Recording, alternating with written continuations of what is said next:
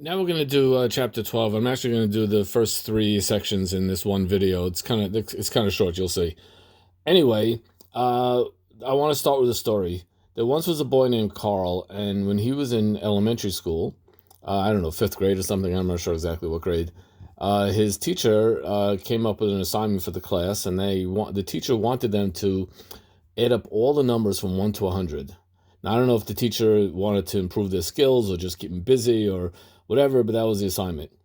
Anyway, and you figure that's going to take a while. This is before calculators. This happened a long time ago, before there were calculators and anything like that.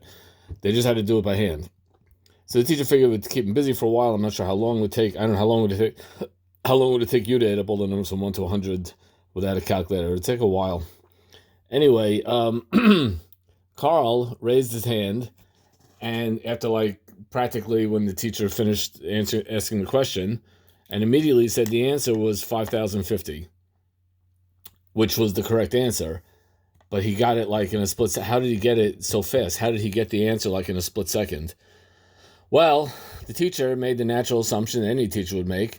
He assumed that Carl was a cheater. He assumed that Carl must have maybe broken into his desk and found the answer. The teacher's desk, found the answer, and he got Carl in trouble. Well, it turns out that Carl did not cheat. He actually figured out with logic. So here's what he did. He wrote out all the numbers from 1 to 100, just like this, and then he wrote them backwards. And then what he did is that he added these two rows of numbers. And what happens is that when you add 1 plus 100, you get 101. 2 plus 99, you get 101. 3 plus 98, you get 101. So on and so on. 99 plus 2, 100 plus 1. You have 101. That's a lot of Dalmatians. And how many of these 101s do you have? Well, there's 100 of them. So if you add up all these 101s, that just gives you 10100, because that's when you multiply 100 of something. The only thing is he double counted everything, so he has to divide it by 2, and he got the answer of 5,050. So using logic, instead of doing all that addition, he figured out the answer just in mere seconds. This technique that this little kid used back in, this is, I don't know, the 1700s, I think. I'm not sure exactly when Gauss lived. 1700, 1800, something like that. So this method actually is still used today in mathematics to solve something called an arithmetic series. An arithmetic series is a bunch of numbers, or sometimes it's called an arithmetic sequence, sometimes it's called an arithmetic series.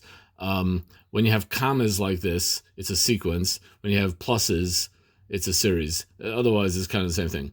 But what does it mean, a common difference? In other words, 2, 5, 8, 11, 14, 17. If you notice, there's a common difference of 3, because 2 plus 3 is 5, 5 plus 3 is 8, 8 plus 3 is 11, and so on and so forth.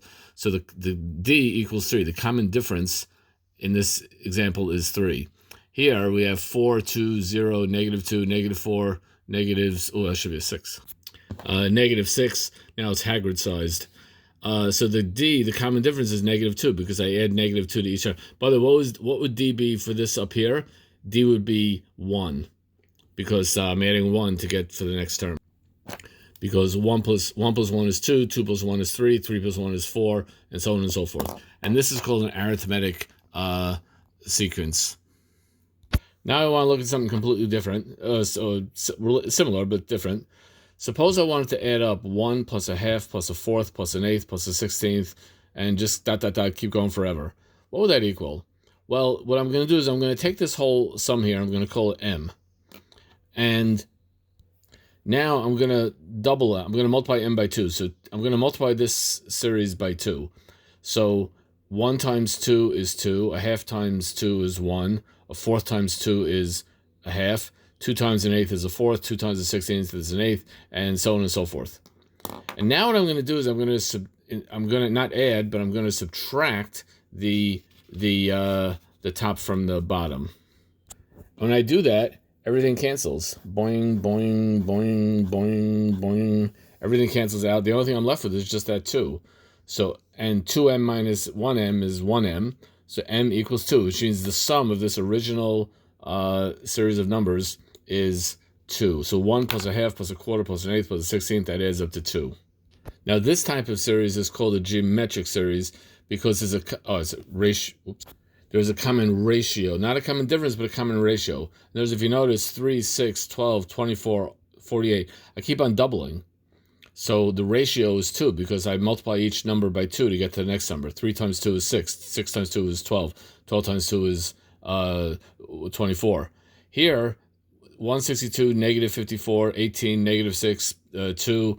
The ratio is negative 1/3 because 162 times negative 1/3 is negative 54. Negative 54 times negative 1/3 is positive 18. Positive 18 times negative 1/3 is negative 6, and so on and so forth. So that is a geometric series. So we have here up on top, we have the arithmetic series where there's a common difference between terms. And down here we have the geometric series. There's one more thing I have to teach you, and that is just a shorthand. You know, math, like anything, is full of shorthands, and here's one of them. This here is called summation notation. If I see this sigma, that's a Greek letter sigma. N equals 1 to 5 of n, which means I take for n, I put in 1, so that's 1. And then I go to the next number, which is 2, and I put in n equals 2, so I get 2. The next number, n equals 3, I get 3. All the way up to 5, and I get 5. So this is equal to 1 plus 2 to 5, which adds up to 15. Here, it's a similar thing. The difference is that instead of putting in n, I'm putting in n squared, and I'm starting from 7 instead of starting from 1. But I put 7 into n squared, I get 7 squared. I go to the next number, which is 8, put 8 into n squared, I get 8 squared. And I'm adding them. That's what the summation means, to add. Then I go to the next number after 8 is 9, but I'm putting into n squared, so it's 9 squared. And the next number after that is 10, so it's 10 squared. And so that's 49 plus 64 plus 81 plus 100, which adds up to a total of 294. And this is a shorthand notation. They call this summation notation. And if I would start with a series 1 plus 8 plus 27 plus 64 and ask you to put that into summation notation, which is not always possible, but here it is possible because these are all perfect cubes. So this would equal the sum as n equals 1 to 4 of n cubed, and that is summation notation.